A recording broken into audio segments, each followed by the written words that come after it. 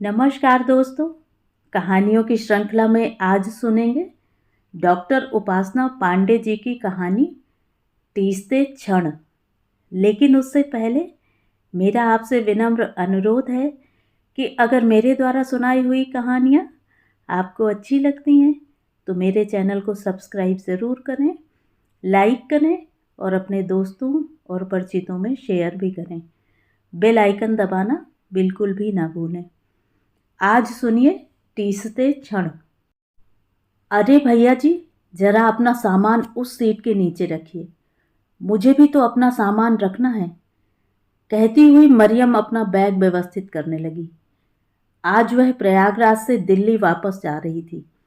कल उच्च न्यायालय में उसके संबंध विच्छेद के मुकदमे की सुनवाई थी। मरियम अन्य सुनवाई की तरह इस बार भी अगली तारीख लेकर वापस घर लौट रही थी और न्यायालय के लेट लतीफ कार्यवाही को मन ही मन कोस रही थी।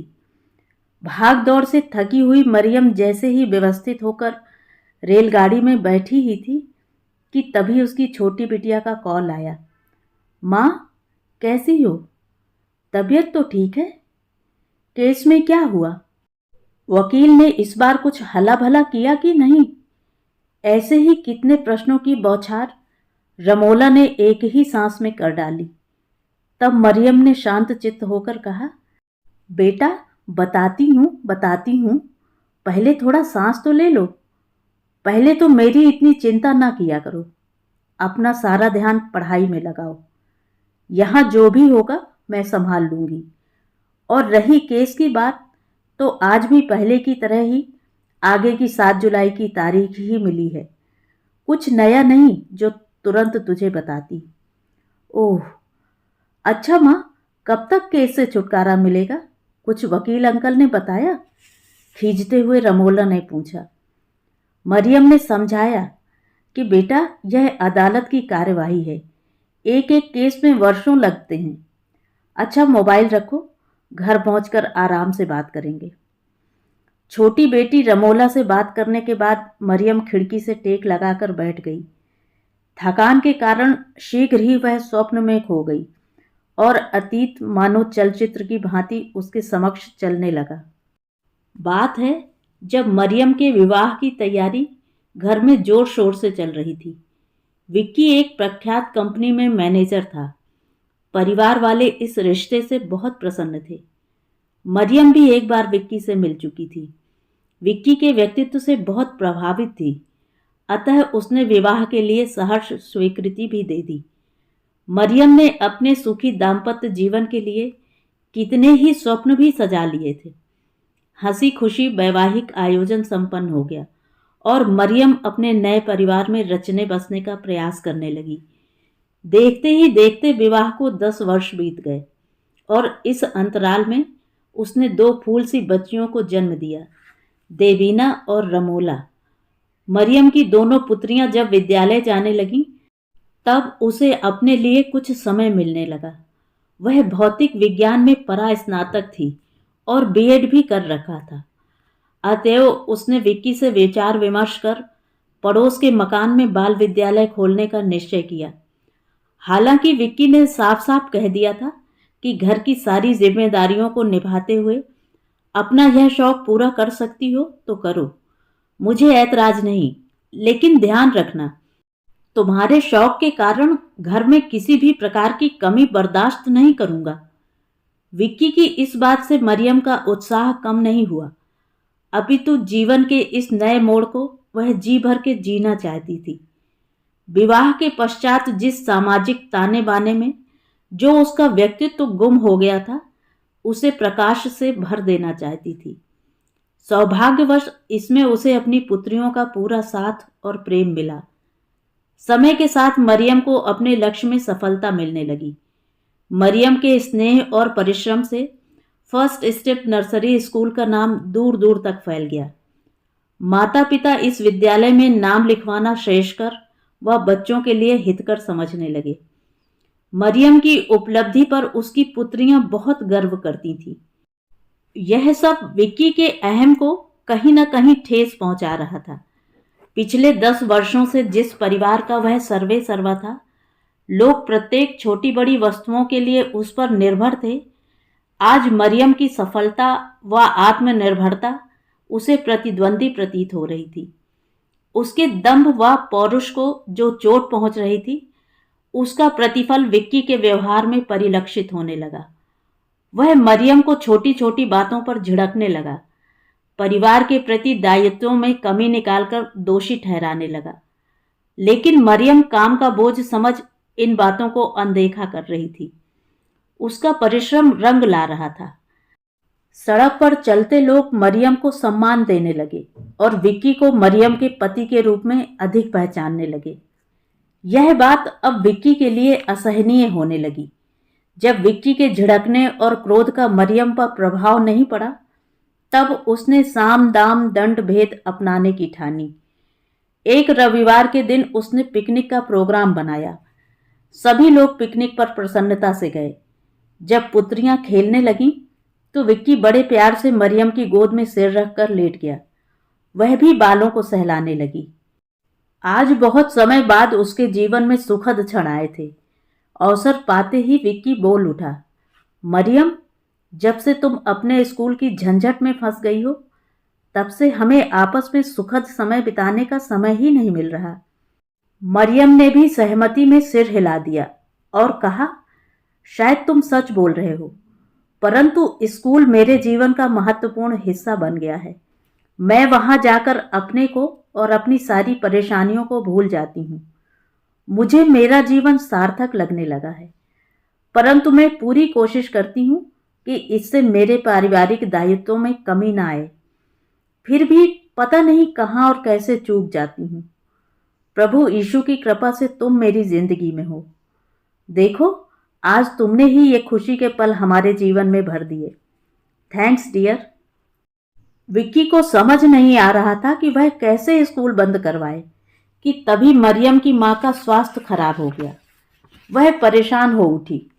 मार्च का समय था। परीक्षाएं समाप्त हो गई थीं। बस रिजल्ट देना रह गया था। उसे समझ नहीं आ रहा था कि स्कूल का कार्य देखे या बीमार मां को देखने जाए। यद्यपि भाई मां का ध्यान रख रहा था, परंतु वह भी तो एक बेटी है, उसका भी तो कुछ दायित्व है। उसने विक्की को परिस्थिति बताई। विक्की ने कहा, तुम परेशान न हो, जाओ मां को देखो, मैं यहां सब संभाल लूंगा। मरियम हृदय से उसे बहुत धन्यवाद देती हुई अपने भाग्य को सराह रही थी और शीघ्रता से बच्चों को लेकर मां के पास चली गई। सप्ताह के पश्चात मां के स्वास्थ्य में सुधार आ गया। मरियम बच्चों के साथ घर वापस आ रही थी। आखिर अप्रैल से स्कूल में नए सत्र की तैयारी भी तो करनी थी। रेलवे स्टेशन पर ही उसे एक बच्चे के माता पिता मिले। उन्होंने मरियम को देखते ही बड़ी उत्सुकता के साथ पूछा, आपने अपना स्कूल क्यों बंद कर दिया? इतना अच्छा चल रहा था। हमारे बच्चों को आपके संरक्षण की बहुत आवश्यकता थी। यदि कोई समस्या हो तो हमें अपना शुभचिंतक समझकर अवश्य बताइएगा। हमसे जो भी बन पड़ेगा हम सब करेंगे। उनकी बातें सुनकर मरियम स्तब्ध थी। उसे कुछ समझ नहीं आ रहा था कि वह क्या प्रतिक्रिया दे। मन में प्रश्नों का अंबार लग गया। ये ऐसा क्यों कह रहे हैं? आखिर ऐसा क्या हो गया? मरियम सशंकित हो उठी। उनसे इतना ही कह पाई, जी जरूर, कहते ही तेज कदमों से घर की ओर बढ़ी। बच्चियां पूछ रही थीं कि मां, ये अंकल आंटी ऐसे क्यों बोल रहे थे? पर उनकी बातें मानो उसके कानों तक पहुंच ही नहीं रही थी। बस वह किसी तरह शीघ्रता से घर पहुंचना चाहती थी। घर पहुंचते ही सामान एक तरफ रखते हुए बदहवास मरियम ने विक्की से पूछा, अविनाश के माता पिता मिले थे, अपने स्कूल के बारे में ऊट पटांग बातें कह रहे थे। कोई बात हो गई है क्या जी? विक्की निश्चिंत भाव से बोला, अभी तो आई हो, पहले कुछ खा पी लो। बच्चों, तुम थोड़ा आराम कर लो, फिर बात करते हैं। अभी मुझे ऑफिस के काम से जल्दी जाना है। Okay, bye. मरियम ने सोचा कुछ ऐसी वैसी बात होती तो ये अवश्य बताते, और अविनाश के माता पिता की बातों को अनसुना कर घर के कामकाज में जुट गई। रात किसी तरह आंखों ही आंखों में बीती। उसे सुबह स्कूल जो जाना था। इधर विक्की का व्यवहार भी कुछ बदला बदला सा लग रहा था। सुबह हुई, मरियम दैनिक कार्यों को निपटाकर स्कूल पहुंची और वहां का हाल देखकर उसके पैरों तले जमीन खिसक गई।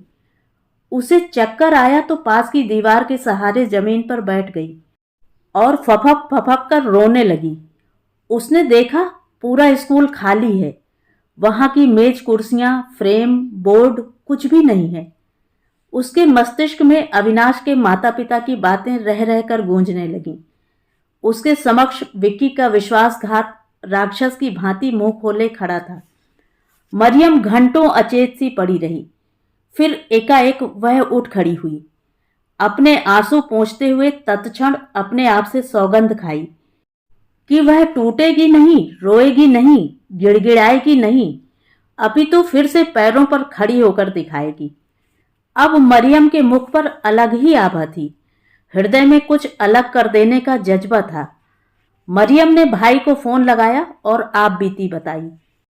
भाई ने उसे आश्वस्त कर साथ होने का धैर्य बंधाया और बोला, दीदी आप समझदार हो, जो भी करोगी अपने और बच्चों के हित में करोगी। यदि मेरी आवश्यकता हो तो बताओ, मैं अभी आ जाऊं। मरियम ने कहा, नहीं भैया तुम मत आना, जैसा भी होगा मैं बताऊंगी। मरियम ने घर लौटकर विक्की से यह सब करने का कारण जानना चाहा, परंतु वह ऐसा कोई उत्तर नहीं दे पाया जो उसकी करनी को उचित ठहरा सके। अपितु चिकने घड़े की तरह उसने मरियम को घर पर रहकर परिवार देखने और व्यक्तिगत व्यय के लिए मासिक 8-10 हजार अतिरिक्त देने का प्रस्ताव रखा। निःसंदेह जिसे मरियम ने ठुकरा दिया। विक्की के विश्वासघात ने उसे अंदर तक साल दिया था, अतः विश्वास की डोर टूटने के बाद साथ रहना दुष्कर कार्य था। फिर भी कुछ निर्णय लेने से पहले पुत्रियों के विचार लेना आवश्यक समझा, क्योंकि इस निर्णय का सीधा प्रभाव उनके जीवन पर पड़ना था। उन बच्चियों ने मां का परिश्रम देखा था, इसलिए मां के निर्णय में साथ दिया और नानी के घर चली गईं। विक्की ने रोकने का प्रयास भी नहीं किया। वह उसे अपनी क्रिया की प्रतिक्रिया मान रहा था। उसने पहले ही स्कूल के सारे सामान बेचकर रुपए अपने पास सुरक्षित कर लिए थे और आश्वस्त था कि जिस समय मरियम को बच्चों की परवरिश का खर्चा व अपनी जरूरतें समझ आएंगी तो उसकी अकड़ निकल जाएगी। अंततः मरियम पहले की तरह उसके संरक्षण में सहज जीवन धारा में वापस चली आएगी। परंतु गहरी चोट खाई मरियम ने विक्की की इस सोच को गलत साबित कर दिया। उसने मायके जाकर विद्यालय में शिक्षिका के लिए आवेदन देकर योग्यता के अनुरूप पद प्राप्त किया। पुत्रियों ने भी मन लगाकर पढ़ाई की। इस कठिन समय में मां की भुजाएं बन गईं। समय गुजरता गया और देखते ही देखते देवीना भौतिक विज्ञान से परास्नातक कर पीएचडी के लिए स्कॉलरशिप लेकर कैम्ब्रिज विश्वविद्यालय चली गई। रमोला दिल्ली विश्वविद्यालय से एमबीए कर रही है। वर्षों पश्चात विक्की का देवीना के पास कॉल आया, बेटा घर आ जाओ, मुझे आपकी आवश्यकता है। देवीना ने उत्तर दिया, पापा सॉरी, जब हमें आपकी जरूरत थी तब आपको नहीं थी। अब हमने आपके बगैर जीना सीख लिया है। मेरी मां हमारे लिए काफी हैं। तभी मरियम के साथ चल रही महिला ने हिलाते हुए कहा, अरे बहन तुम्हारा ध्यान कहाँ है? तुम्हें गाजियाबाद उतरना था ना, अगला स्टेशन ही है। मरियम एकाएक वर्तमान में लौट आई और धन्यवाद देती हुई सामान व्यवस्थित करने लगी।